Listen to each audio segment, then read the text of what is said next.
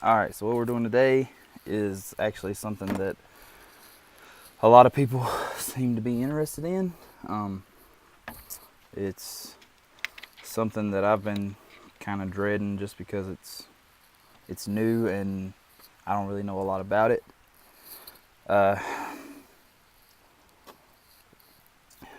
What we're doing is working on the Samurai some more. It's finally I say sunny, but I mean you kind of see it's gonna rain anytime today. But working on the motor swap some more. So this is kind of what we've got. It's still 1.6 8 valve. We've got, hang on, let me spin this around so you guys can see. We've got those motor mount bolts taken loose, both sides.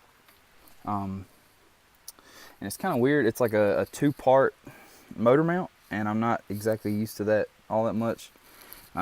It's got a motor mount here, and then it's got another motor mount there. So it's like a motor mount. I don't know. But anyway, that part has got some like rubber bushings in it. Keep it from, I guess, keep the vibrations down. But I've got all that loose, and I think I've got just about everything else loose in order to take the motor out. What I'm doing right now, undoing the bolts from the manifold to get it out. And once I get that off, this part should be done, and it should actually just lift out. So we're gonna mess with it a little more, try to get that done. And then I still have a couple of bolts left down on the bottom end as far as the transmission mount goes. I know you can't really see anything from down here, but it's very odd the way everything kind of goes together for this thing. But I guess I will bring you guys back when I'm a little bit farther along. Okay, so it's ready to come out. It took a lot longer than I was anticipating because I had to do a few things. One of which being cut the cross member, the actual transmission mount cross member. I had to cut that out.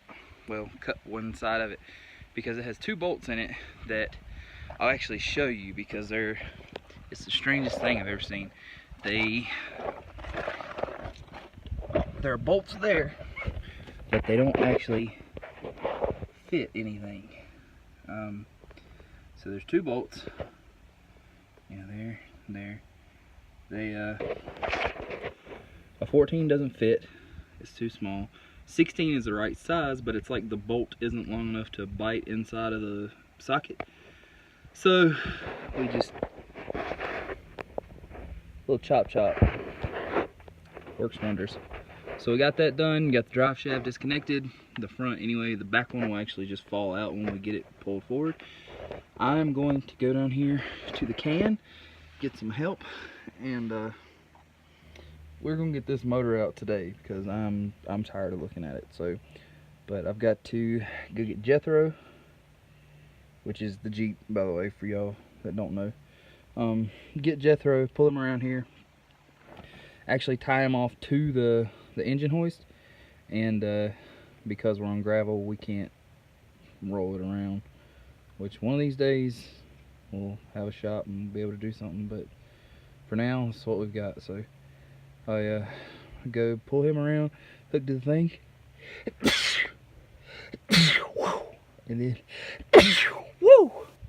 and then hopefully get this motor pulled out so we can get it done. Because like I said, I'm tired of messing with it. So I'll see you in a few minutes. Alright, so we got everything disconnected under there, as far as the transmission goes, drive shafts, all that. Jesse is actually working on getting some stuff undone from the fuel injection. Yeah, he says hello to his fans. Javier to his fans. But we've got this really incredible lift situation here. It's sketchy, but unfortunately we know it works because we've had to do it before.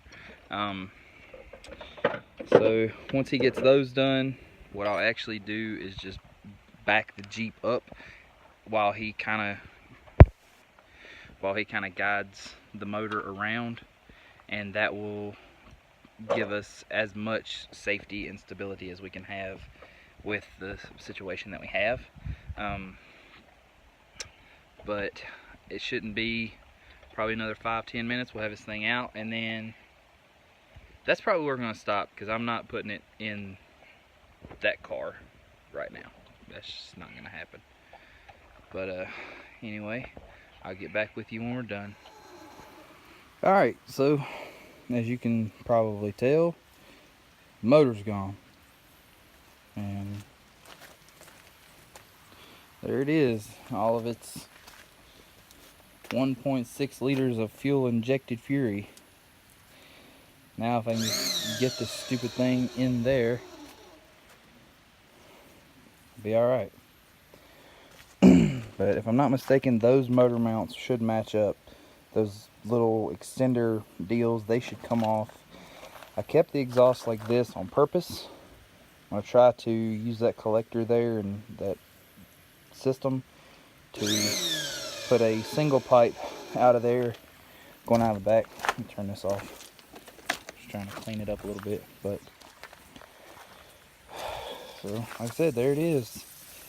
Automatic 1.6 8 valve. I mean, I don't really know what else to say, but I hope this works.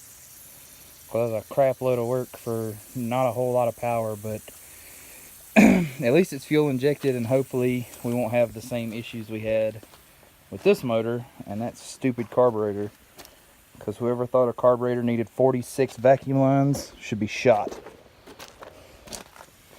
But still need to get that shifter out. And I don't know if I've ever shown you, but this is the inside of this unit. It's awful. But anyway, thank you to Jesse for helping me out a whole lot getting this thing out. And I'm gonna try to talk Jake out of these wheels for my dune buggy. But, yeah, and Falco for bringing us tools and little rubber boots for some reason. But get this thing untied and then let her rip.